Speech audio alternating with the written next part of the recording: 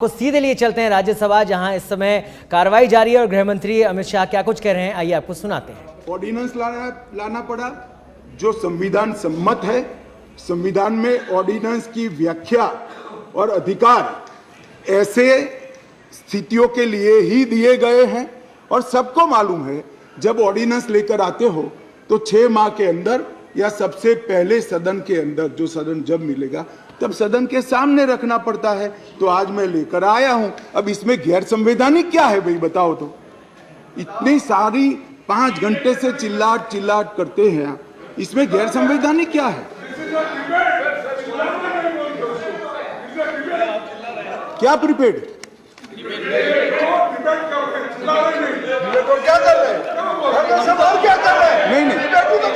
नहीं, एक सेकंड। मान्यवर खड़गे साहब की बात सही है, चिल्लाना शब्द निकाल दीजिए। बार बार रिपीटेशन के साथ इसको आप दोहरा रहे हो, इसलिए मैं बता रहा हूं बस। खड़गे साहब की बात सही है सर। मान्यवर, अब ये विधानसभा के अधिकारों की बात करते हैं।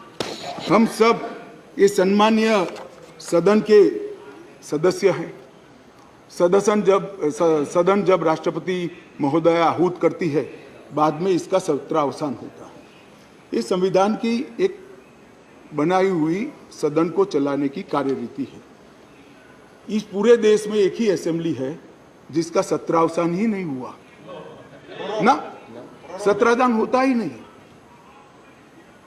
स्पीकर साहब सदन को मुलतवी करते और फिर जब बुलाना है, राजनीतिक भाषण करना है, तब सदन को बुलाकर 3 घंटे चलाकर फिर से बंद कर देते। दिल्ली असेंबली ऐसी है जिसका आज तक सत्रावसान ही नहीं हुआ है। मान्यवर,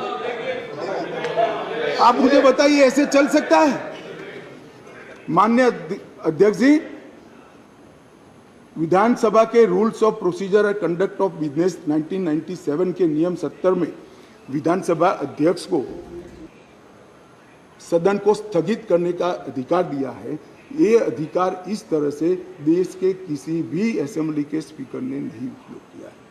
मैं इस पर कोई टिप्पणी करना नहीं चाहता। अगर उचित है तो कांग्रेस पार्टी ने जरूर इसका समर्थन करना चाहिए कि भाई विधानसभा को या संसदों को स्थगन कर ही चलाना, कभी सत्रावसान नहीं करना, वो सेशन में ही रहेंगे। अब सेशन में ही रहेंगे तो कानून कैसे बनाओगे? आप कैबिनेट बुला ही नहीं सकते हो। इसलिए क्या स्थिति है समझिए साहब। 2020 में सत्र की संख्या कितनी हुई दिल्ली के? 1 बजट सत्र। 2021 में कितनी? 1 बजट सत्र। 2022 में कितनी बार सदन बुलाया गया? 1 बार बजट सत्र। 2023 में कितनी बार सदन बुलाया गया? 1 बार बजट सत्र। उसके अलावा असेंबली की जरूरत ही नहीं है। इसके अलावा मान्यवर असेंबली की जरूरत ही नहीं है। ये किस तरह से असेंबली चला रहे हैं मान्यवर? कैबिनेट के अधिकारी की दुहाई दे रहे हैं। 2022 में 6 कैबिनेट बैठक सिर्फ हुई है, 1 साल में सिर्फ 6। इसमें से 3 बजट रिलेटेड है और 3 एक बिजली कंपनी को सहायता करने के लिए बुलाई गई, बाकी एक भी कैबिनेट नहीं बुलाई। मान्यवर, 2023 में सिर्फ 2 ही कैबिनेट बुलाई गई और दोनों बजट के कामकाज के लिए बुलाई। अब आप क्या भैया कैबिनेट का दुहाई देते हो, क्या अधिकार का दुहाई देते हो? ना कैबिनेट मिलती है, ना सदन मिलता है, और हमें डेमोक्रेसी पढ़ाते हो भाई। ऐसा कभी नहीं होता भाई। ये जो कहते हैं ना कि क्या विशेष हुआ था, इसलिए मैं समझाता हूं मान्यवर क्या विशेष। मान्यवर, IRTS, AIIMS, Delhi metro, IIT Delhi, UR जैसे ढेर सारे योजनाओं का क्लियरेंस न मिलने के कारण ये इंस्टीट्यूशन और ये डेवलपमेंटल काम दिल्ली की जनता को नहीं मिल पा रहे हैं। वो राजनीतिक रूप से रोक कर बैठे हैं। 5G टेक्नोलॉजी लाने का रास्ता मोदी जी सुगम करना चाहते थे। हमारे अश्विनी भाई बार बार पत्र लिखते हैं। 2016 से झगड़ा चल रहा है मगर इस पर कार्यवाही नहीं करी और ट्रांसफर पोस्टिंग के लिए इनको सुप्रीम कोर्ट में जाने का समय है। मगर 5G टेक्नोलॉजी को इंस्टॉल करने के लिए जो सहायता चाहिए भारत सरकार को, वो करने का समय नहीं है। माननीय अध्यक्ष जी, मैं इसलिए कहता हूं कि कुछ परिस्थितियां ऐसी होती है जिसको अलग दृष्टिकोण से देखना पड़ता है। दिल्ली के अंदर 91 से 2015 तक यही व्यवस्था, इसी तरह से ट्रांसफर पोस्टिंग होती थी मान्यवर, और कोई कानून या कोई नियम बनाने की जरूरत नहीं पड़ती। मान्यवर, मैं फिर से एक बार सदन का ध्यान आकृष्ट करना चाहता हूं। कुछ सदन के सदस्यों ने कहा कि ये बिल संविधान सम्मत नहीं है और संविधान के अधिकारों को ये बिल कानून के द्वारा संविधान सुधारने का प्रयास है। मान्यवर, मैं इनका ध्यान दिलाना चाहता हूं कि अध्यादेश और बिल के अंदर थोड़ा फर्क।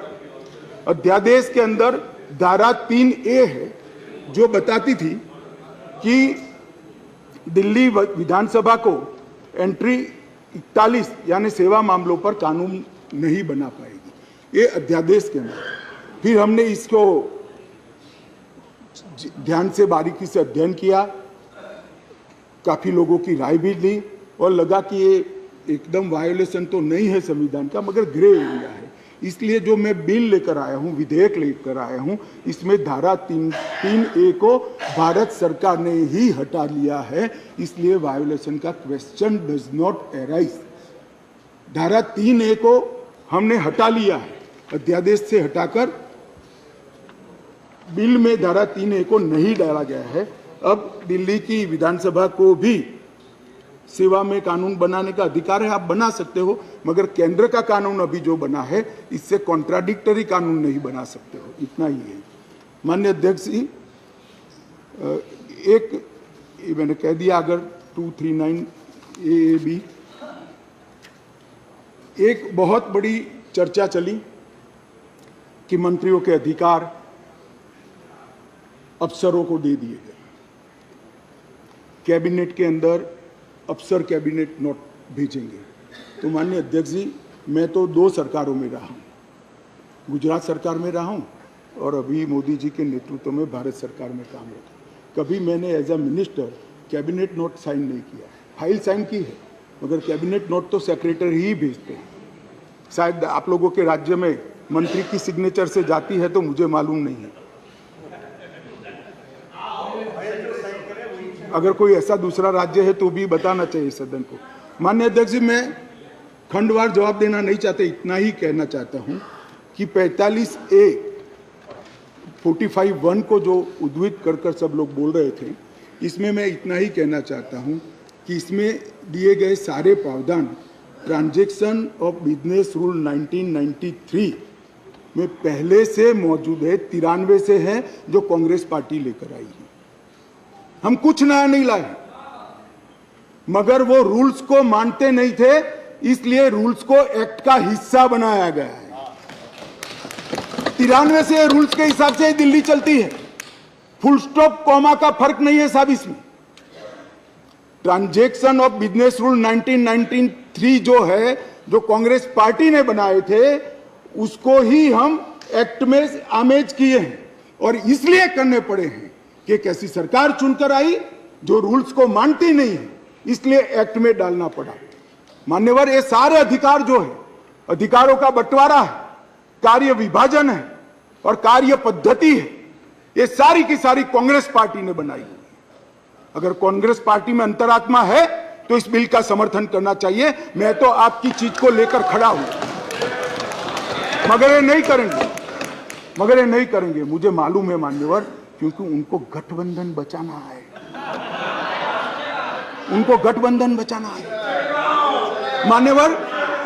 मान्यवर, मैं आपको बताना चाहता हूं, ये आप पार्टी का जन्म ही कांग्रेस का विरोध कर हुआ। लगभग 3 टन जितनी गाली कांग्रेस की सरकार को बोले और बोलकर सरकार में आए, और आज अनधिकृत अधिकार प्राप्त करने के लिए कांग्रेस का समर्थन ले रहे हैं। और कांग्रेस वालों को भी ठीक है, चलो हमारा गठबंधन बढ़े। भाई, मैं बताना चाहता हूं खड़गे साहब, जैसे ही आज शाम को ये बिल खत्म हुआ, पारित हुआ, केजरीवाल जी पलट जाएंगे, ठेंगा दिखाएंगे और कुछ नहीं होने वाला। कि उनका लक्ष्य हम नहीं है, उनका लक्ष्य हम नहीं है, कांग्रेस पार्टी है। जरा इनका चुनावी इतिहास देखिए, उनका लक्ष्य आप हो, वो आपको नहीं छोड़ेंगे। खैर वो आपको देखना है। और माननीय अध्यक्ष जी, ये सारे लोग सिद्धांतों की मुझे दुहाई दे रहे थे। मैं पूछना चाहता हूं, तृणमूल कांग्रेस और कम्युनिस्ट पार्टी आज एक मंच पर है, किस सिद्धांत के तहत है? जरा बताइए तो मुझे, किस सिद्धांत के तहत है? पूरा जीवन एक तृणमूल कांग्रेस पार्टी का जन्म ही कम्युनिस्टों का विरोध करते हुए हुआ है।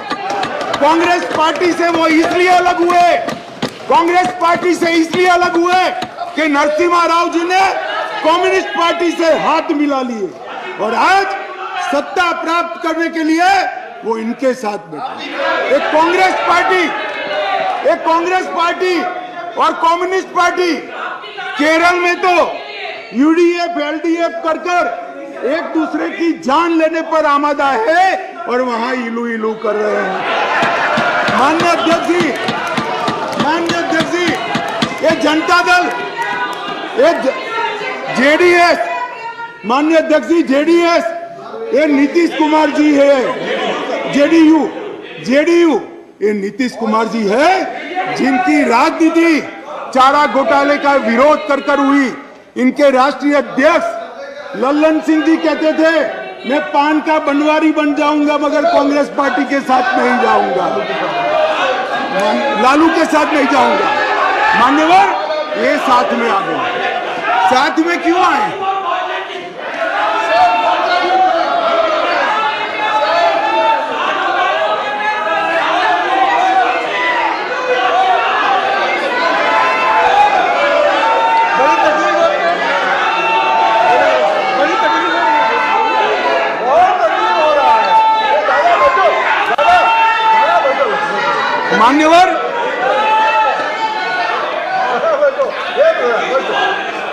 मान्यवर ये साथ में क्यों आए हैं?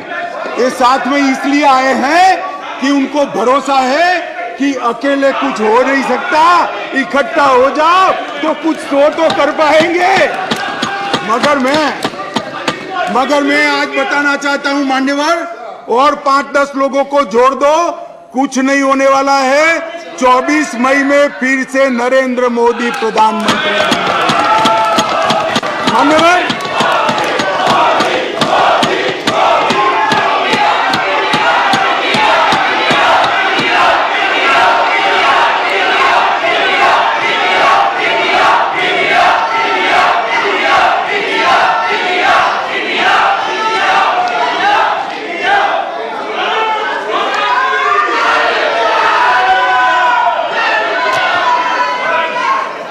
मान्यवर श्री संजय राउत ने कहा, मान्यवर श्री संजय राउत ने कहा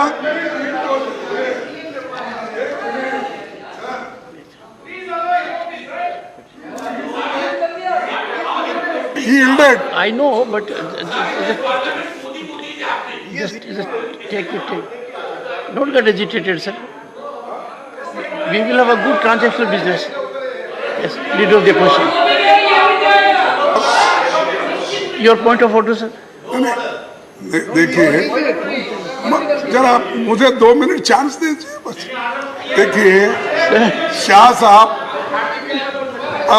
उन्होंने ऑर्डिनेंस पे बोल रहे हैं, ठीक है, लेकिन ऑर्डिनेंस को छोड़ के वो हमारे इमरजेंसी से लेकर और अब तक जो आगे 2024 में, अरे भाई चुप, सब आधे कांग्रेस के हैं इसमें,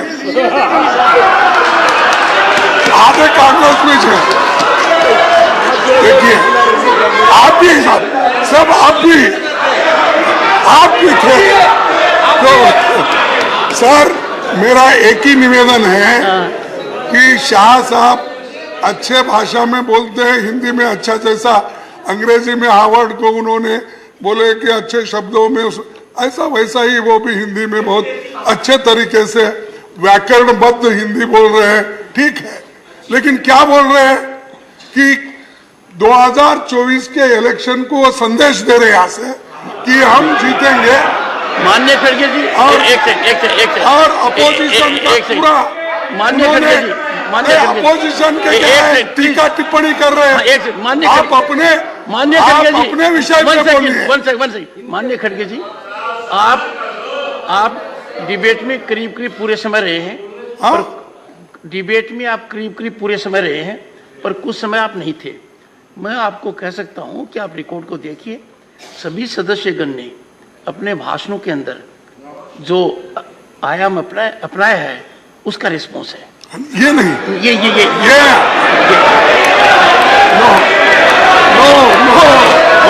ऑनरेबल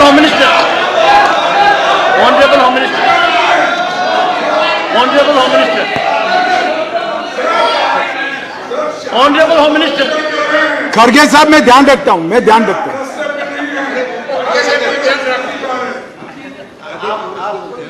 माननीय मैं खड़गे जी का बैठ जाओ मान्यवर मैं खड़गे जी का धन्यवाद करता हूं। इन्होंने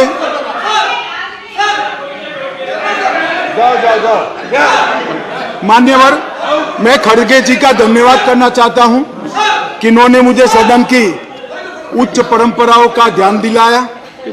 मैंने सदन की परंपराओं का ध्यान रखते हुए सटल वे में मेरी बात कही थी, परंतु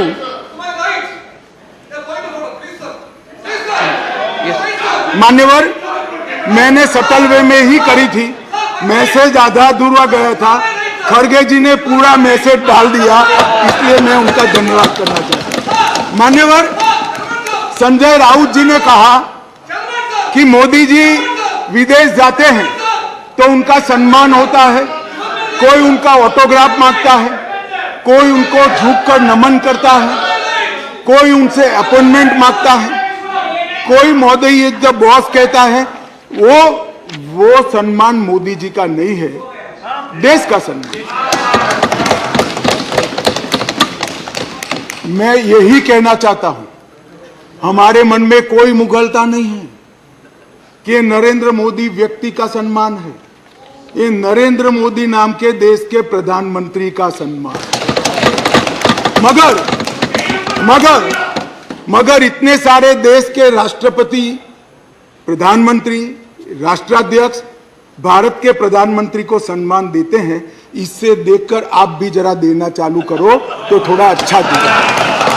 मान्यवर कम्युनिस्ट पार्टी के 2 सदस्यों ने मेरी पार्टी का उल्लेख देकर कहा कि मेरी पार्टी का आजादी के आंदोलन में कोई इतिहास नहीं है, हिस्सा नहीं।